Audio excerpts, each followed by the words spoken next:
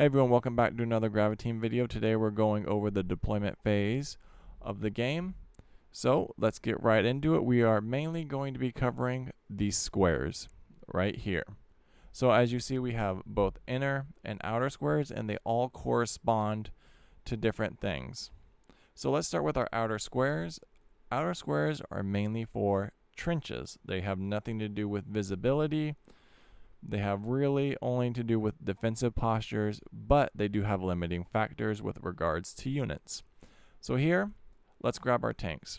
So let's start off with this gray square. Any unit and any trench can be dug in this gray square over here. So any wide open gray square, any unit can be placed and any trench can be dug.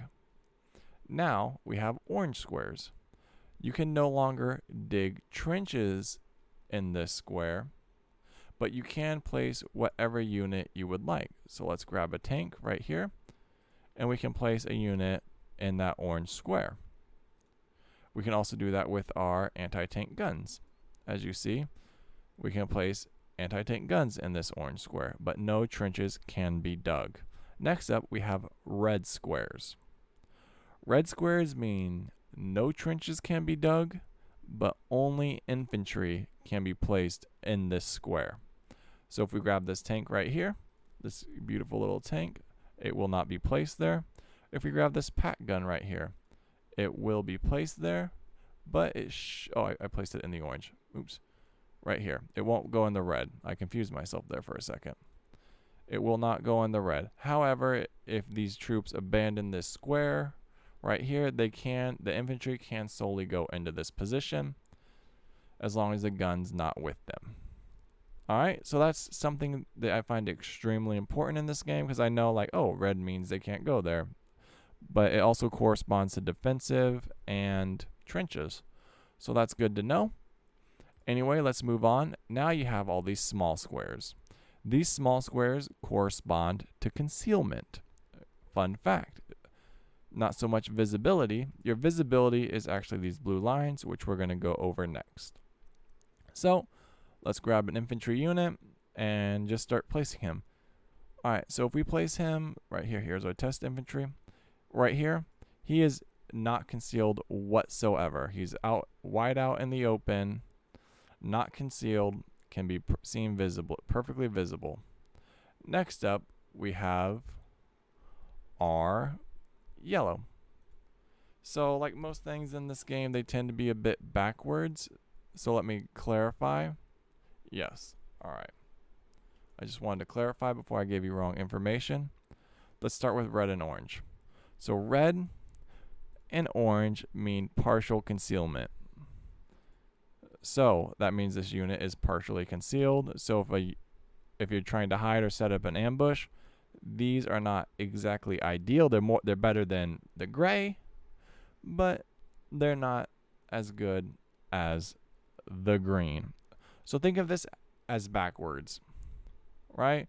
So gray, fully open, wide out in the open. Red, not very concealed, but partially concealed. Orange, partially concealed, more concealed than red, less concealed than yellow. Yellow, fully concealed, kind of good to go. And then you have green. Green means good according to the manual. They are completely concealed. Alright, very, very simple stuff. Alright, and now we have these arrows, right? These blue arrows, these correspond to visibility. 100, so 50, 100, 500, and 1,000. So 50, 100, 500, 1,000.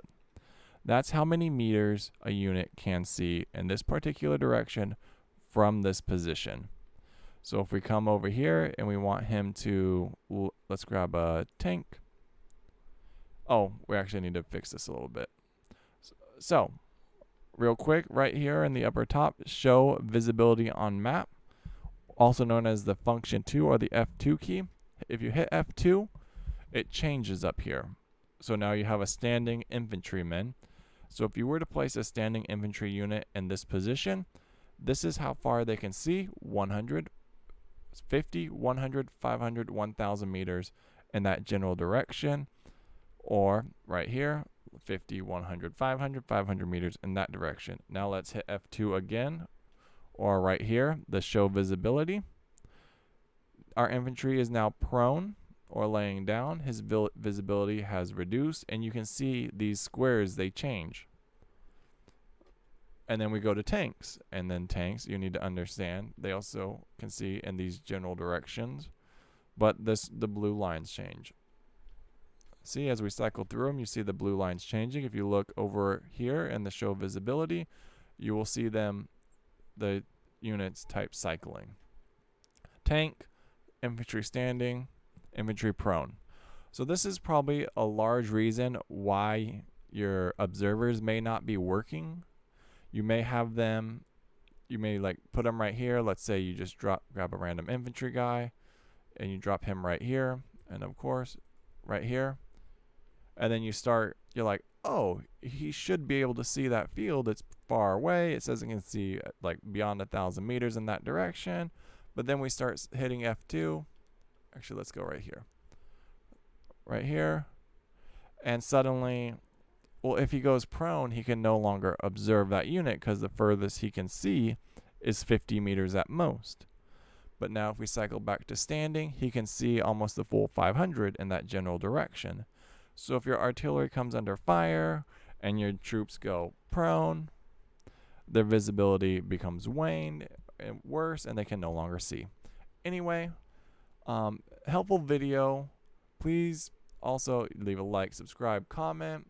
Take into account these bushes and trees. These also obstruct visibility when your troops are placed. Anyway, I'm going to have another video coming up. It's going to be about penetration models. I'm going to get started on that right now. And then also leave a comment down below if you want to see realistic. That's what this original video was going on, is we were going to go over some realistic army tactics. All right, guys. Peace out. Have a wonderful day.